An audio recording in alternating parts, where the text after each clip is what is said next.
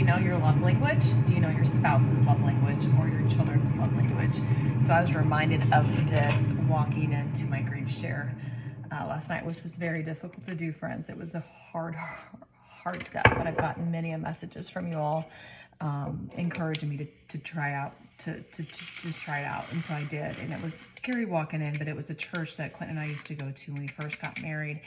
And it reminded me of a class that we took. It was a newly married class, and we took a quiz about our love languages. And I'll share that on my crazybusymama.com website. So make sure you go there. It should be the most recent post. But knowing your love language is so important to loving well and receiving love well. And my dear Quentin, his love language was acts of service. And he would always, it was so funny because the kids would say to him, "Hey Dad, what do you want for your birthday? What do you want for Christmas?" And he was always like, "Wash my truck. If you want to give me a gift, like serve me, wash my truck, and, I don't know, help me mow the yard." And so it was those things. He literally put action behind the word love. He loved us fiercely. He made sure that we didn't go without knowing each and every day that he was serving us. So he looked for opportunities. He was a man that would cook dinner. He was a man that would mow the grass. He was a man that would work hard and provided income for our family. He was the man that would be the first to do a load of laundry. In fact, he probably did more laundry in our marriage than I did. He was the first one to serve our children when they needed it. But he always looked for ways out of the norm that weren't always seen to serve us, and he served us well. And so I do believe that foundation was laid back in our newly married class about learning those love languages. And for me, how I receive love and give love are very differently, and how you receive love and give love are probably very differently too. And like I said, Quentin was very acts of service, very driven by action, and how he loved me. But for me, my love language was quality time. And so going back to the reason that we instituted Tuesday date days is because of me.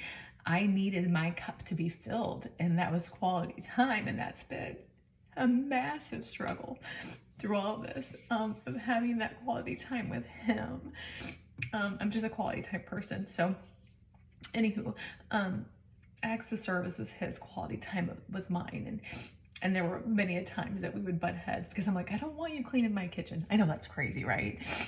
I know most women would be like, "Hey, the more you do in the kitchen, unload the dishwasher. That's hot."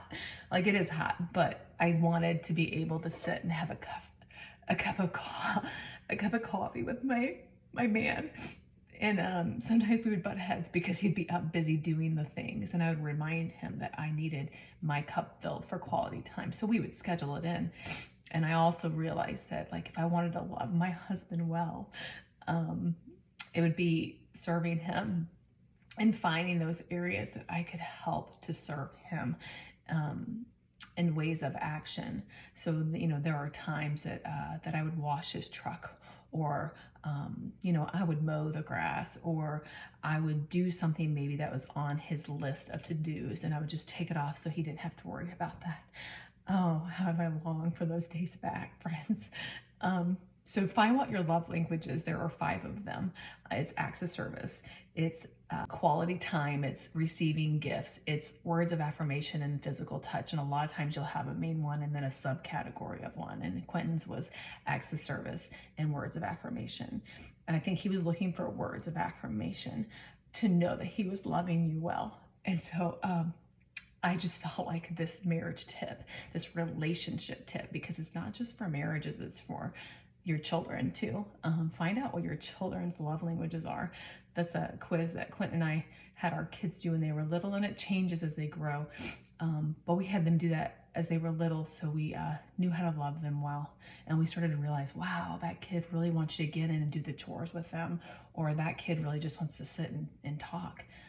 They need kind of that dump time, or that kid really likes that one-on-one opportunity with you to drive to the grocery store and having that time in the car with you. So don't underestimate that everybody wants to be loved. Everybody wants to love effectively. I do believe that, but they just don't know how to. So equip yourself, friends. I'm going to put it up on my blog, crazybusymama.com. Go there. There's a quiz I'm going to post there that you can check out your love languages. All right, have a good one.